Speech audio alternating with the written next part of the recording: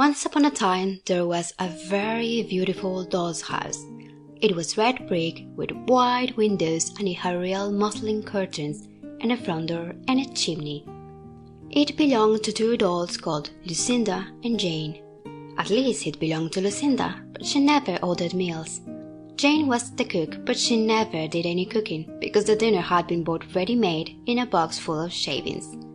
There were 2 red lobsters and a ham, a fish, a pudding and some pears and oranges.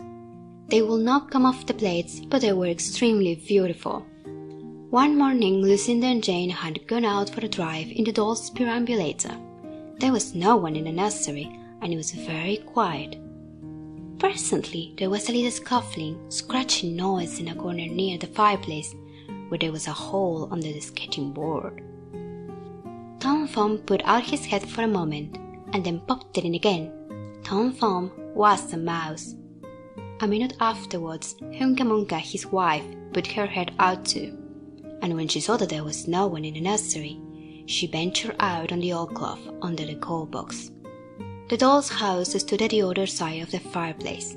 Tom Thumb and Hunca Munca went cautiously across the hard rock. They pushed the front door. It was not fast. Tom Thumb and Hunca Munca went upstairs and peeped into the dining room. Then they squeaked with joy. Such a lovely dinner was laid out upon the table. There were tin spoons and lead knives and forks, and 2 dolly chairs, all so convenient.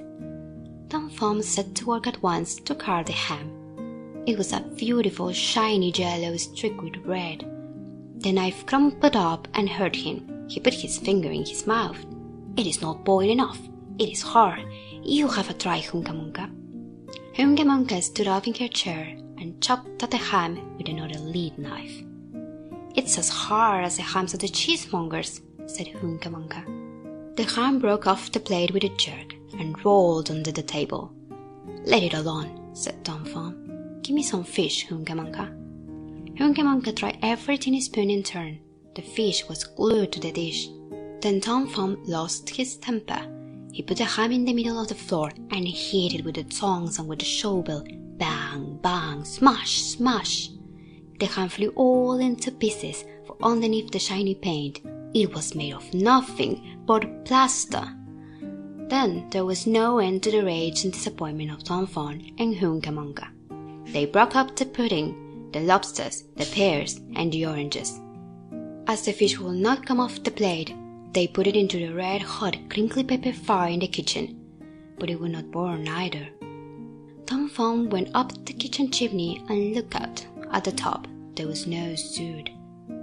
While Tom Thumb was up the chimney, Hunca Munca had another disappointment. She found some tiny canisters upon the trestle labeled rice, coffee, sago. But when she turned them upside down, there was nothing inside except red and blue beads. Then those mice set to work to do all the mischief they could, especially Tom Thumb. He took Jane's clothes out of the chest of drawers in her bedroom and he threw them out of the top floor window. But Hunca Munca had a frugal mind. After pulling half the feathers out of Lucinda's bolster, she remembered that she herself was in want of a feather bed. With Tom Thumb's assistance, she carried the bolster downstairs and across the hard rock. It was difficult to squeeze the bolster into the mouse hole, but they managed it somehow. Then Hunca Munca went back and fetched a chair, a bookcase, a birdcage, and several small odds and ends. The bookcase and the birdcage refused to go into the mouse hole. Hunca Munca left them behind the coal box and went to fetch a cradle. Hunca Munca was just returning with another chair when suddenly there was a noise of talking outside upon the landing. The mice rushed back to their hole and the dolls came into the nursery. What a sight met the eyes of Jane and Lucinda! Lucinda sat upon the upset kitchen stove and stared, and Jane leaned against the kitchen dresser and smiled, but neither of them made any remark. The bookcase and the birdcage were rescued from under the coal box, but Hunca Munca has got the cradle and some of Lucinda's clothes. She also has some useful pots and pans and several other things. The little girl that the doll's house belonged to said, "I will get a doll dressed like a policeman." But the nurse said, I will set a mousetrap." So that is the story of the two bad mice, but they were not so very, very naughty after all, because Tom Thumb paid for everything he broke.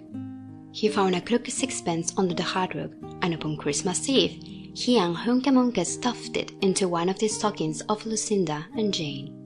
And very early every morning, before anybody is awake, Hunca Munca comes with her dustpan and her broom to sweep the dollies' house.